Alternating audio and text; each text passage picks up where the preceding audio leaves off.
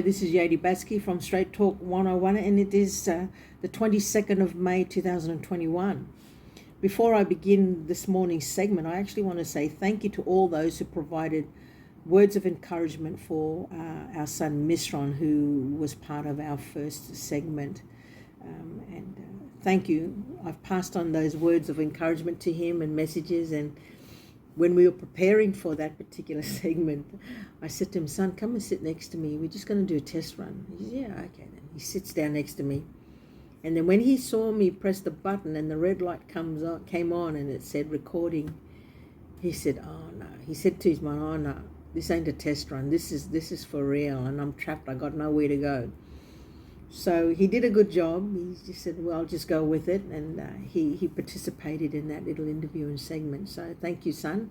You did an awesome job, and I look forward to having you come on board Straight Talk 101 to talk about other matters that is concerning for our young people today. We're living in a world where everything is changing by the minute, by the hour. And it's good to have our young people make comment on that. Okay. Today's segment, what am I going to be talking about? All right.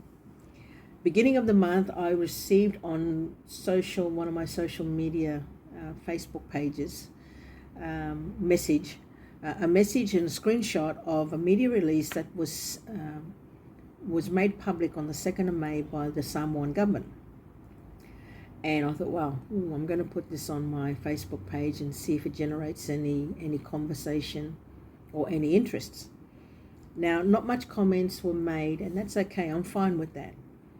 And anyone that knows the nature of politics, a lot can happen within a year, a lot can happen within a month, within a week, within a day, and even within an hour. So I thought I'll let this sit on my social media platform for a while, and then I'll make comment on it. So what I decided to do was just do a desktop research to see if anything else has progressed or any other movements have been made with regards to the China-Samoa relationship.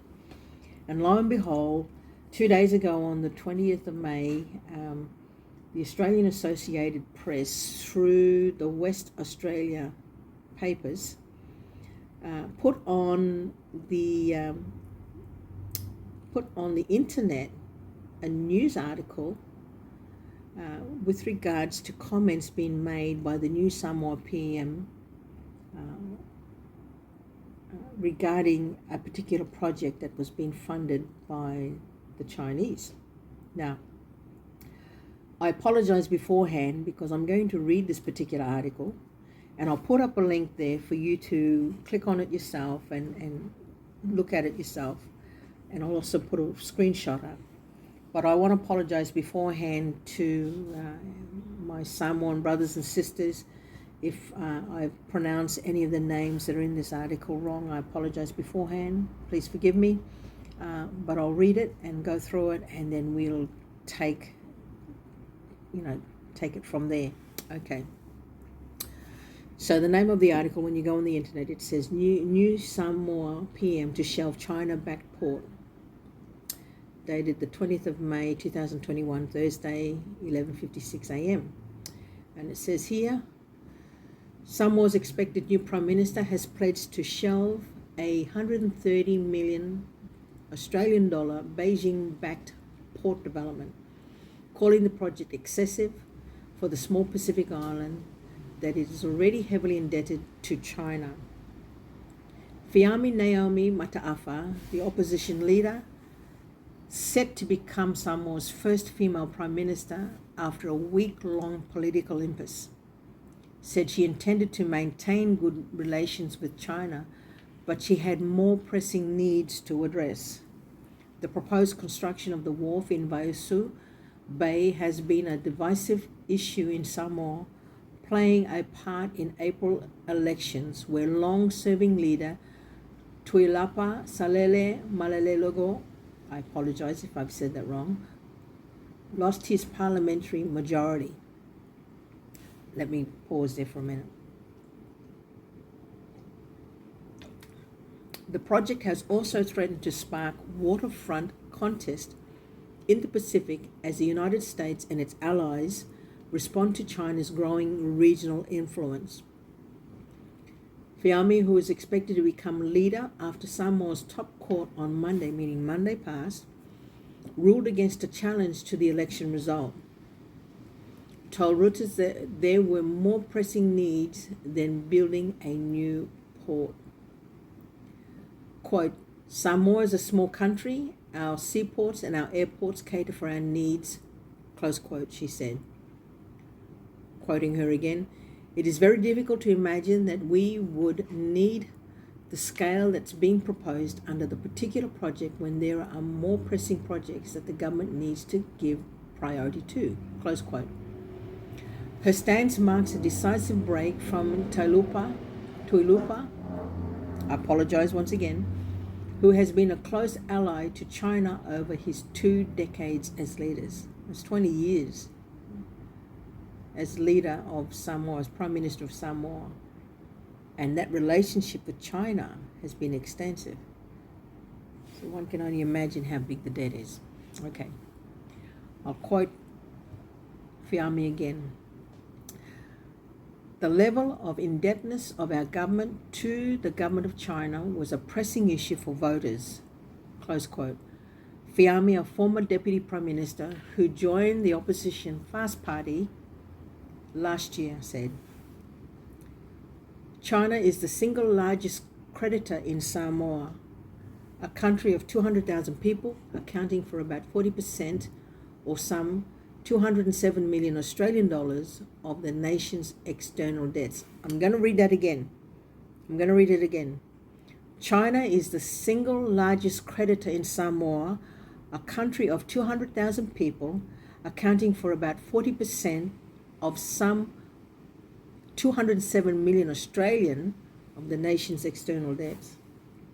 207 million Australian dollars. Wow, staggering.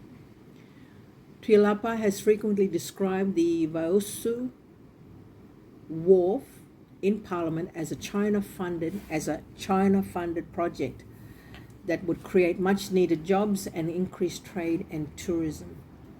Port designs and funding arrangements have not been disclosed.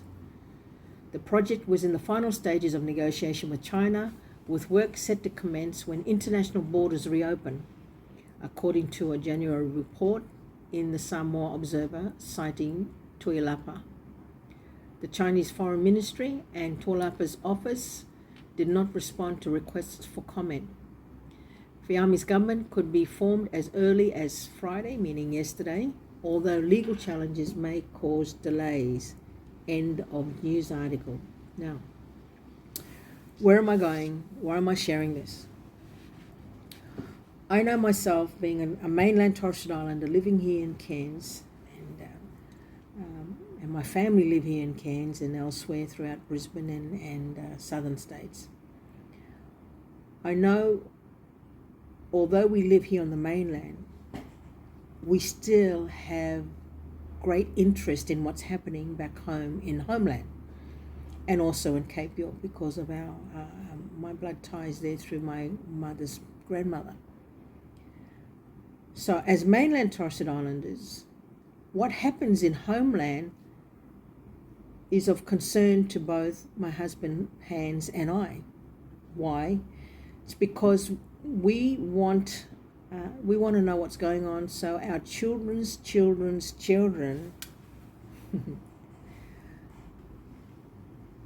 will still have opportunities to be a part of the Torres Straits if they choose to relocate and live there. And I know that, family will welcome them back.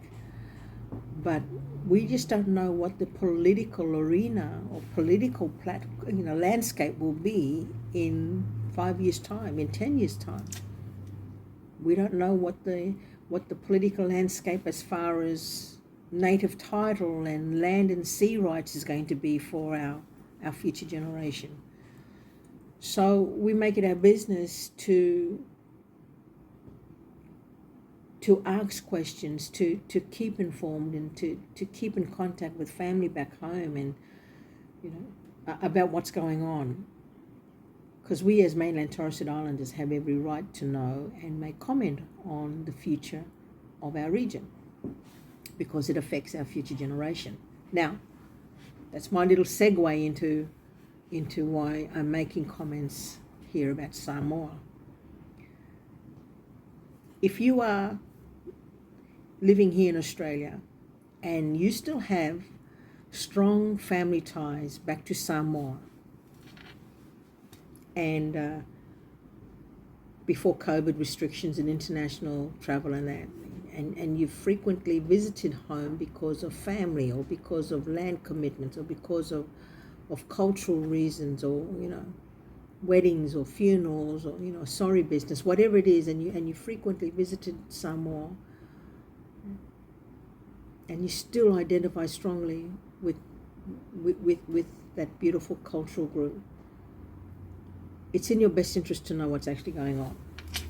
So what I did was that I made it my business to put out here on Straight Talk 101 something that, some of the media releases that's going on, that's out there in the public domain, for you to be aware of, if it hasn't been made known to you. I suggest you ring up your family and ask them. I encourage you to ring your family back home and say, hey, what's going on? Especially when you still have strong ties through Samoa regarding land matters, traditional lands, what's happening in your village. I encourage you to ring up your family to find out what's actually going on. Now, coming back to the influence of China within the Pacific Rim, when we first started traveling to PNG in 2015 with our ministry, and the first place that we actually went to,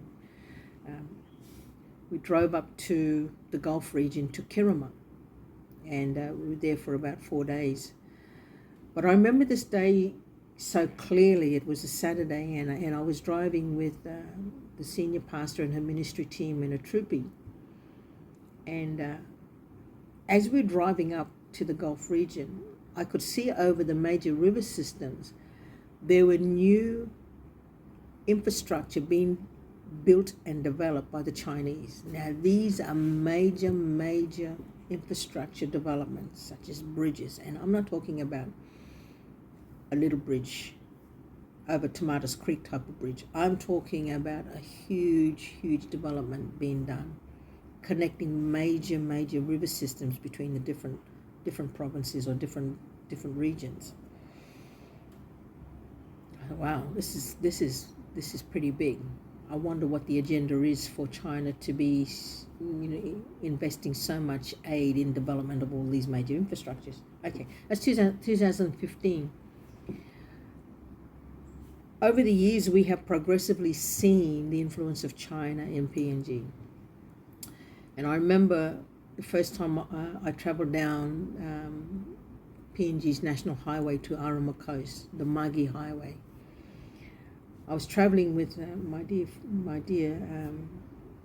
sister in Christ and her husband, who are ministers of a church that's located in the Arama Coast, and I was just dumbfounded on the number of bridges. There was 3 in particular that were being developed simultaneously by the Chinese, and I shook my head and I went, wow. Their influence in this nation is massive. Then I saw what they were doing in Moresby itself. And I remember when they redeveloped a road that was developed by an Australian road contractor, and then the Chinese government come, and the Chinese came in and then just redeveloped, basically tore up a road that was already laid by an Australian contractor, that connected. It was a main road from Hanobara itself into going towards the main part of Moresby City itself. And I scratched my head thinking, wow, this is major. This is major redevelopment. And then on the side of the road, on the electrical poles, were these little red stickers that said sponsored by China Aid, China Aid, China Aid. And I remember the main road that was developed to go to Parliament House. It was a new one that was connecting one of the major arterial roads to Parliament House itself. It's just a long road. It reminded me a lot of the road in Canberra, where you would approach Parliament House from the city area going towards Australian Parliament House. It's just a long road. And on the side of the road, on the post, it was just these stickers here.